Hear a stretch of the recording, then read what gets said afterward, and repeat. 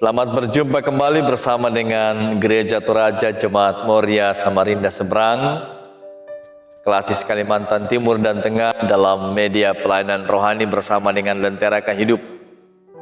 Kita bersyukur bahwa Tuhan boleh mengaruniakan berkat dan sukacita sehingga pada hari ini 13 Oktober 2020 kita boleh bersama-sama berjumpa, dan karena itu kita akan selalu percaya bahwa dengan kebenaran firman Tuhan kita selalu hidup oleh kasih setia-Nya.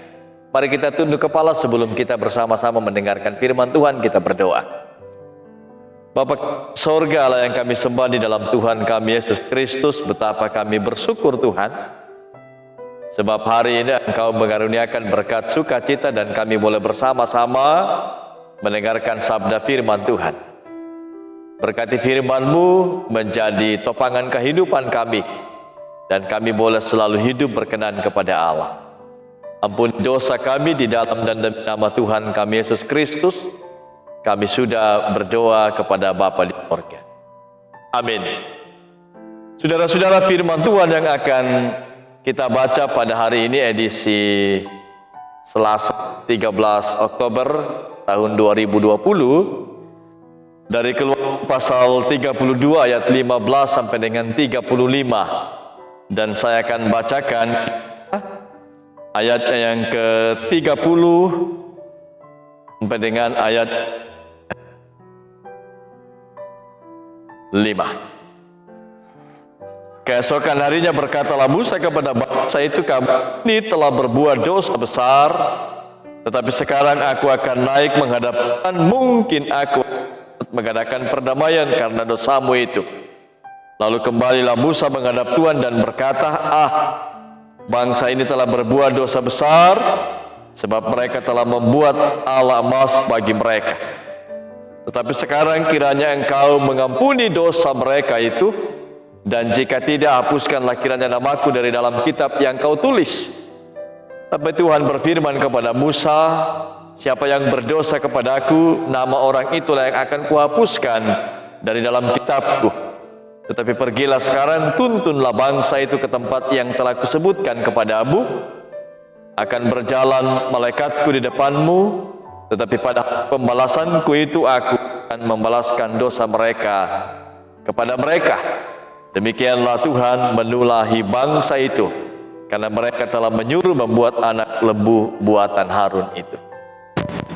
Saudara-saudara, dimanapun Anda berada, tentu kita bersyukur bersama sebab Tuhan boleh mengaruniakan berkat sukacita dan firman Tuhan boleh selalu kita nikmati setiap saat. Dari bacaan ini, saudara-saudara, saya membawa satu tema perenungan kepada kita semua, terhukum karena melanggar.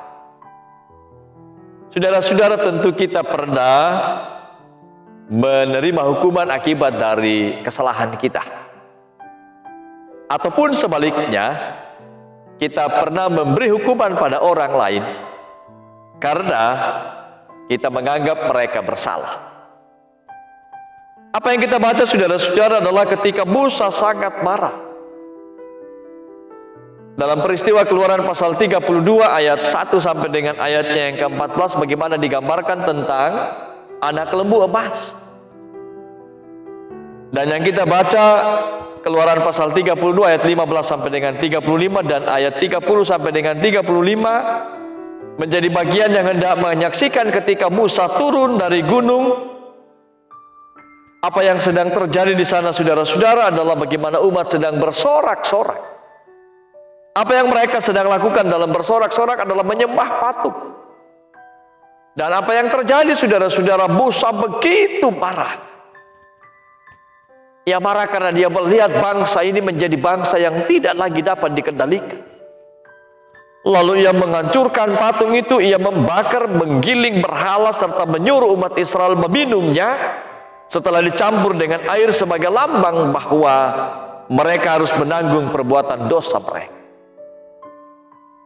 Bahkan Musa pun menegur Harun yang begitu mudah mengiyakan dan berkompromi dengan mengikuti keinginan umat Israel membuat patung untuk mereka sembah.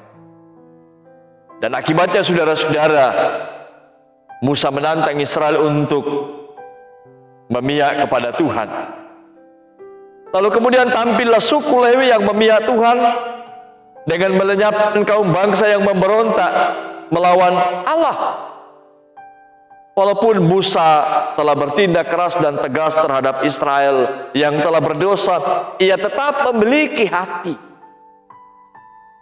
Sebagai seorang pemimpin, ia tetap memiliki hati yang penuh belas kasihan, sehingga ia rela berkorban demi umat Israel mendapatkan pengampunan Tuhan. Perhatikan baik-baik saudara-saudara, lalu kembalilah Musa menghadap Tuhan dan berkata, bangsa ini telah berbuat dosa sebab mereka telah membuat alat emas bagi mereka. Tetapi sekarang kiranya Engkau mengampuni dosa mereka itu. Apa yang kita lihat saudara-saudara? Walaupun Musa telah menghukum bangsa Israel karena pelanggaran mereka, namun akhirnya ia memohon pengampunan kepada Tuhan untuk mengampuni dosa umat Israel. Musa tidak membiarkan mereka tetap terhukum.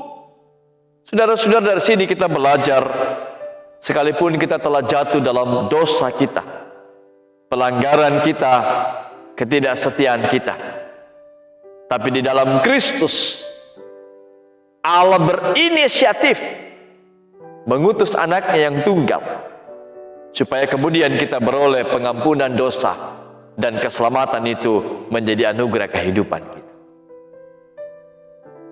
Yesus telah menyatakan pengampunannya di atas kayu salib oleh kematiannya dan lebih disempurnakan oleh kebangkitannya. Sehingga kita pun mesti menyadari kalau Musa di tengah-tengah angkatan kehidupan Israel dengan menghukum bangsa ini, tapi ia punya belas kasihan. Allah juga demikian. Bagaimana kita belajar bahwa kemudian kita telah menerima pengampunan itu?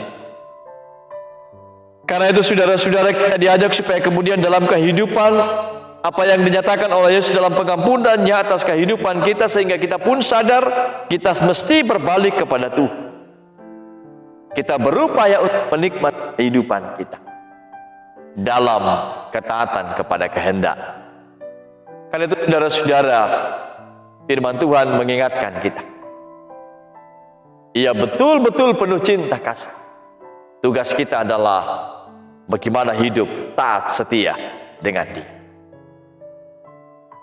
Roh Kudus memberkati, menyertai ibu bapak, saudara-saudara dimanapun berada. Hiduplah dalam terang firman Tuhan. Amin. Mari kita berdoa. Bapa di sorga, terima kasih Engkau mengajarkan kami betapa indahnya hidup di dalam Tuhan. Kami tahu Tuhan, kami selalu melakukan banyak hal, walaupun Engkau menghukum kami, tapi Engkau mengasihi kami. Dan karena itu Tuhan, dengan berita pengampunan-Mu kami menikmati karya keselamatan. Anugerahkan kami sukacita untuk berjuang dalam hidup ini, melawan kuasa dosa. Dalam nama Tuhan Yesus kami berdoa. Amin. Saudara-saudara, demikianlah pelayanan Lentera Kehidupan edisi 13 Oktober tahun 2020. Tuhan memberkati kita semua dari pelayanan Gereja Toraja Jemaat Moria Samarinda Seberang. Izinkan saya menyapa kita, mari kita terus semangat, kita terus menjalani seluruh kehidupan kita. Tentu bukan hanya memperlengkapi dengan apa yang kita pandang, bagian yang menguatkan kita, tapi dalam doa Tuhan akan memangkai semua yang sedang kita kerjakan, supaya kemudian kita boleh hidup menikmati kehidupan dalam damai dan sukacita. Tuhan memberkati. Salam sejahtera. Sampai jumpa di edisi yang kemudian. Shalom. Haleluya.